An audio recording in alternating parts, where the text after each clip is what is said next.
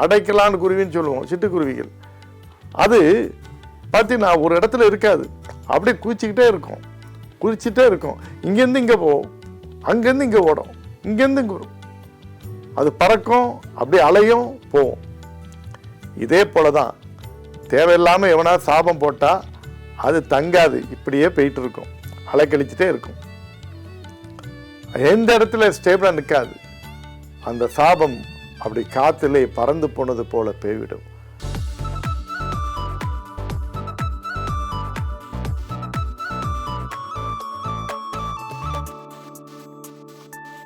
என் அன்பு சகோதர சகோதரிகளே, எனக்கு மிகவும் பிரியமானவர்களே, இயேசுவின் நாமத்தினாலே உங்களை வாழ்த்துகிறேன். இன்றைக்கு கர்த்தர் உங்களுக்கு கொடுக்கிற மற்றொரு வார்த்தை நீதிமொழியின் புஸ்தகம் 26ஆம் அதிகாரம் 2ஆம் வசனத்தை வாசிக்கிறேன், கவனிங்கள். நீதிமொழிகள் 26:2.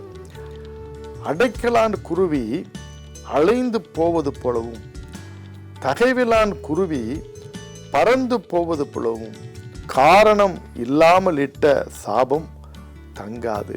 காரணம் இல்லாமல் இட்ட சாபம் தங்காது. என் அன்புக்குரிய தேவனுடைய பிள்ளைகளே, சிலர் மற்றவங்களை வசைப்பாடி குறைபாடி சாபம் வரையும் பெறுவாங்க. அது போட்டிங்கன்னா பார்த்தோம்னா வாயில் வந்ததெல்லாம் சொல்லுவாங்க. நீ அப்படி இருப்பா, இப்படி இருப்பா, அப்படி இப்படி இருக்க மாட்டா, அப்படி இருக்க மாட்டேங்க, நீ என்னெல்லாம் சொல்லுவாங்கமோ அவ்வளோவெல்லாம் சொல்லுவாங்க. அவங்க சொல்றதுக்கு ஒரு ரீசனே இருக்காது. தேர் இஸ் நோ ரீசன் அட்டா, காரணமே இருக்காது. இப்படி அந்த சாபமான வார்த்தைகளை இப்போ நான் இந்த செய்தியில் சொல்றதுக்கு நான் விரும்பலை. பட் அந்த அளவுக்கு வல்கரான வார்த்தைகளை, அன்பார்லிமெண்ட்ரி வேர்ட்ஸை அவர்கள் பயன்படுத்துவதை நம்ம பார்க்குறோம். அது சில சமயத்தில் பிள்ளைகளை கூட பெற்றோர் அப்படி சாபம் போடுவாங்க. உடன்பிறப்புகள் ஒருத்தருக்கு ஒருத்தர் சாபம் போடுவாங்க, நண்பர்களுக்குள்ள, உறவினர்களுக்குள்ள, வேலை பார்க்குற இடத்துக்குள்ள. ஆனால் வேதம் சொல்லுகிறது காரணம் இல்லாமல் இட்ட சாபம் தங்காது. தேவ பிள்ளையே, எவனா ஒருத்தன் உங்களுக்கு சாபம் போடுறானா கவலைப்படாதுங்க. நீங்கள் தப்பு இருந்தால் அந்த சாபம் உங்களுக்கு பலிக்கும்.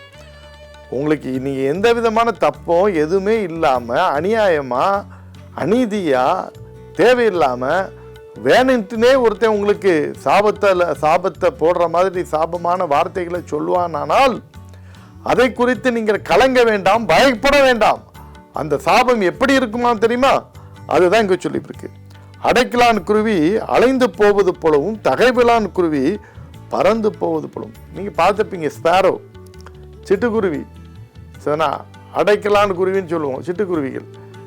அது பார்த்தீங்கன்னா ஒரு இடத்துல இருக்காது, அப்படியே குதிச்சுக்கிட்டே இருக்கும், குதிச்சுட்டே இருக்கும். இங்கேருந்து இங்கே போகும், அங்கேருந்து இங்கே ஓடும், இங்கேருந்து இங்கே வரும்.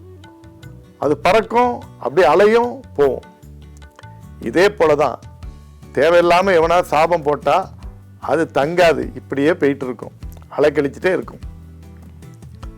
எந்த இடத்துல ஸ்டேபிளாக நிற்காது. அந்த சாபம் அப்படி காத்திலே பறந்து போனது போல போய்விடும். ஆகவே நீங்கள் சரியாக இருக்கும்போது உங்களுக்கு விரோதமாக யார் சாபம் விட்டாலும் அந்த சாபம் தங்காது. அதற்காக நீங்கள் பயப்படாதிருங்கள், தைரியமாக இருங்கள். கர்த்தர் பார்த்து கொள்வார். ஜெபிப்போமா? அன்பு நிறைந்த இயேசப்பா, உண்மை நன்றியோடு துதிக்கிறோம், ஸ்தோத்திரிக்கிறோம். இந்த காலை வேளையில் எங்களோடு கூட சொன்ன வார்த்தைக்காக ஸ்தோத்திரம். காரணமும் இல்லாமல் இட்ட சாபம் தங்காது என்று வேதம் சொல்லுது. அதே போல கர்த்தாவே, ஆண்டவரை,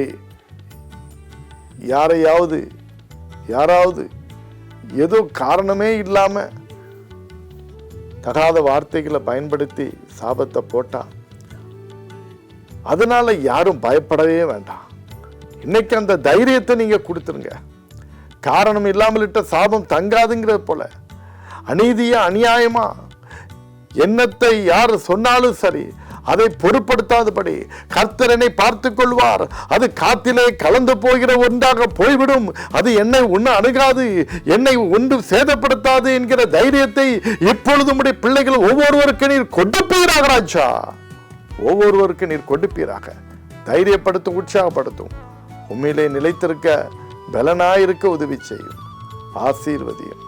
இயேசுவின் நாமத்தில் பிதாவே, ஆமென். தொடர்ந்து இந்த அனுதின அற்புதம் காலை தியானத்தை தவறாமல் பாருங்கள். அநேகருக்கு ஷேர் பண்ணுங்கள். இந்த சேனலை சப்ஸ்கிரைப் பண்ணுங்கள். கர்த்தர் உங்களை ஆசீர்வதிப்பார்.